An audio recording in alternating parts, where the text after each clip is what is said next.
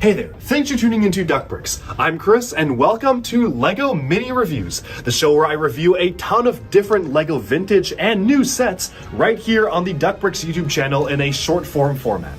So I have a ton of Bricklink orders to get through as well as just associated LEGO purchases, and I figured instead of making a mega video where I go through every single one that's hours long, why not break it up into separate mini reviews? And so in addition to our normal 3 videos a week schedule, be sure to stay tuned for a mini review dropping every single day where we do not normally have a standard video releasing. I hope you enjoy, and let's jump right into our first pick. Okay, so here we have the final Bionicle set. This is a non-canon set called Race for the Mask of Life, featuring 2 catamaran-style builds as the Toa and Paraka race towards the Mask of Life across the lava on Voya Nui.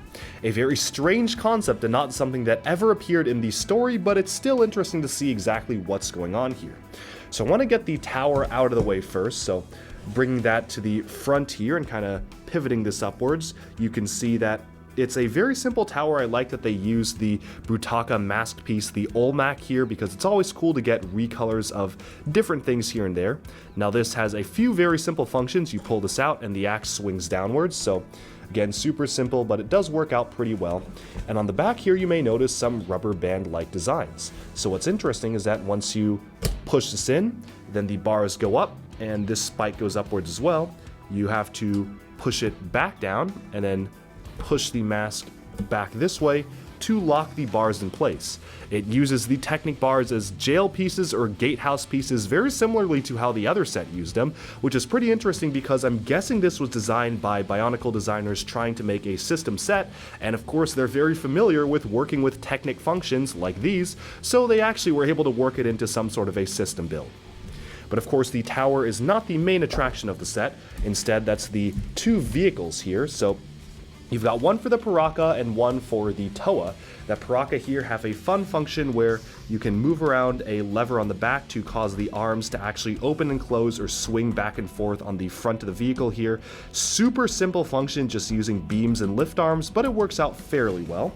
And you actually have a gear on the back here that you can use to control the rotation of the Zammersphere launcher on the front, which is cool because you can pretend you're using it for steering or something, with the Brutaka sword elements being used as some sort of sail pieces. This does use a ton of just random Bionicle pieces slapped on. I'm honestly not too impressed with how this is built. It's very blocky, especially around the back. You'll notice it's just one large square. It doesn't really have any rounding to it or whatnot, but I guess for Bionicle designers trying to make a system set, it's not bad. And then we can probably move on to the Toa set right here. So this is the Toa catamaran. It is much more uniform in its design, featuring dual Zammer launchers. I think I actually kind of like this design better than the Paraka one because at least this is doing something a little bit different with the shaping here. And what's cool is that you can twist this gear to actually elevate the Toa and open up the front of the craft, which really radically changes the shape of this vehicle, and you can really just cause it to move around in different positions just based on how the gear function works. So it's a pretty cool function to have, very simple one, but I do actually like how it works, and you can actually make this look like different things based on the elevation of the center platform here. Other than that though, it's just basically a standard catamaran build, which is nothing to complain about. I think this is one of probably the stronger Bionicle system sets that came out around 2006 because it's a very action-packed set, and yes, before you mention it, this is very similar to a Ninjago set we got very recently, which is again kind of a funny coincidence because Bionicle is kind of the precursor to Ninjago in terms of having a long-form story, elemental heroes, and a whole lore to itself. Alright, and with that, we have summed up this mini LEGO review.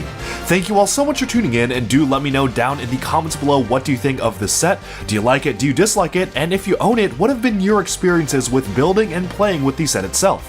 Also, let me know in the comments if you like this format of mini reviews. I'm trying to put them out on a fairly regular basis, so thank you so much for tuning in, and I'll talk to you again very soon.